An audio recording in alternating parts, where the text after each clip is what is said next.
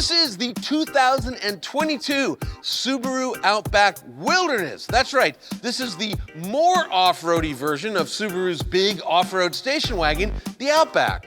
We will get into what happens to a Subaru when it becomes a wilderness in just a moment, but the real question is this thing as capable as it looks? Let's find out. If there's one thing we learned during the global pandemic, it's that Americans hate being cooped up. So much so that now everybody's going off-road. Here's the thing about starting to go off-road. Once you travel where there's no more pavement, you quickly realize that a regular vehicle is not gonna cut it. You need more and more capability, which is why so many people began taking their Subarus, be it an Outback, a Forester, or the Crosstrek, and they began jacking them up, putting them on beefier tires with cooler looking wheels, adding some armor plating, and Subaru looked at that and said, hey, us too, we can do that too, and we can give you a factory warranty and make a few bucks at the same time. That's a win all the way around. Now, the Outback doesn't really have any direct competitors, but for the purposes of this video, we're gonna say the competition is the Toyota RAV4 TRD, the Ford Bronco Sport, and I'd even say the Ford Bronco, especially the lower trim levels. Same is true with the Jeep Wrangler, like the Sahara, vehicles like that. And then there is the Hyundai Santa Fe XRT. There's an old saying, and it's that Subaru doesn't waste money on designers. Instead, they pass the savings on to you, which is a humorous way of saying there's never really been a good-looking Subaru, and there still isn't, but at least the Wilderness is distinctive. Rather than analyzing the actual design of the vehicle, let me just go over what separates an Outback from an Outback Wilderness. First and foremost, the gold teeth, those gold incisors, right here in this reworked lower body part here. When you see this vehicle and you see the gold, you say, hey, that's a Wilderness. The grill's a little bit different, looks a little tougher. They put this black sticker on the hood.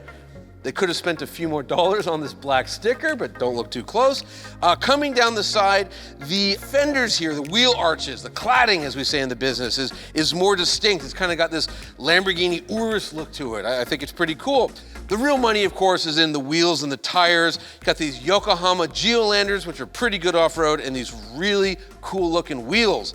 There's a Wilderness badge. You can see there's more gold pieces on the roof rack. The roof rack itself is stronger than the standard Outback. When you get to the back, we got a little bit of black here on the taillights, more gold, and there's another Wilderness badge. So long story short, the Outback Wilderness looks like exactly what it is. It's an Outback that's been jacked up, it's had a few pieces of gold thrown at it, and it's sitting on some very capable, very distinctive looking wheels and tires. I'm sitting inside of a Subaru Outback that for wilderness duty, somebody took a gold Sharpie and kind of colored stuff in. So I've got this little gold flag here that says wilderness, gold on the bottom of the steering wheel, gold around the shifter, and the contrast stitching is all gold. And you know what? I like it. That said, it's an Outback. So, you know, not the nicest interior in the world. Like, you've got this weird textured plastic here, which I guess looks like carbon fiber, but totally isn't. This may or may not be leather. I'm gonna go with not, and this obviously is not leather. It does have pretty cool seats. They're the same physical seats as the other Outback, but they're covered with this cool rubber coating that's supposed to be like, you know, more dirt and mud resistant, that type of thing. The real story on modern Subarus is, of course, this massive touchscreen. 11.6 inches, looks really good. You do have this cool off-road screen here. Gotta like that. As always, they can never match the actual color of the car to the color of the car in the screen, but that's a whole nother story. I do like how they left the physical knobs. I have a volume knob, I have a tuning knob, yay. I've also got physical buttons for the temperature, which is also great. Sadly, the fan speed is here on the screen, so I don't know why you would do that, why you'd have, you know, the physical buttons for the temp, but not for the fan. I mean, I know why, they ran out of real estate, but weird decision, I think. But you know, overall, it's a pretty nice interior. Steering wheel's good. Reminds me of a Subaru WRX because it is the steering wheel from a Subaru WRX. Lots of space inside of these Outbacks. Good front row, good second row, and if you put the seats down, tons of storage space. So overall, you know, it's not a design statement, but it's nicer than what you just get in a regular Outback. In terms of performance, all that matters with the Wilderness is how it does off-road. However, I'm gonna go over the regular stats for you anyhow. Under the hood, there is a 2.4-liter turbocharged Boxer 4. It's the same type of flat 4-cylinder engine that you're gonna find in most Subarus. For this particular car, it makes 260 horsepower and 277 pound-feet of torque, which sadly get tossed into a CVT, a continuously variable transmission, which are just not that much fun to drive. However, all that power and torque does hit all 4 wheels with Subaru's signature symmetrical all-wheel drive. But anyhow, despite weighing nearly 2 tons, this thing can hit 60 miles an hour in 6.1 seconds, which is great. How does it ride? How does it handle? It actually rides really well, I think, by raising it up in the air a bit, because it does have nearly a 1-inch lift, 0.8 inches. You get a little bit more wheel travel. The tires have a lot of sidewall, so it rides really well. Handling, it's just okay. And as far as driving fun goes, I mean, the CVT is gonna kill it anyway, so don't worry about that. But off-road, okay, so 9.5 inches of ground clearance, which is pretty good.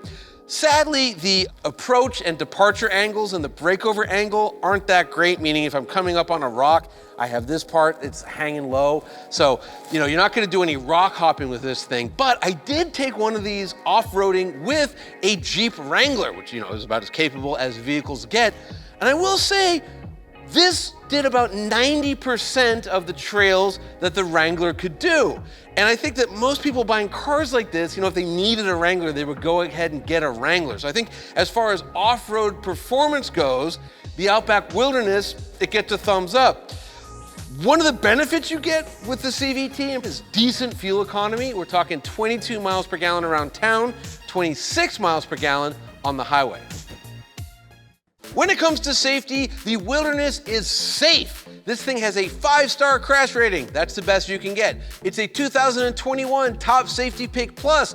That's the best you can get. And every Outback comes standard with Subaru's EyeSight. This is a camera-based driver's aid system, which gives you all sorts of standard safety features, such as lane keeping assist, adaptive cruise control, and emergency braking.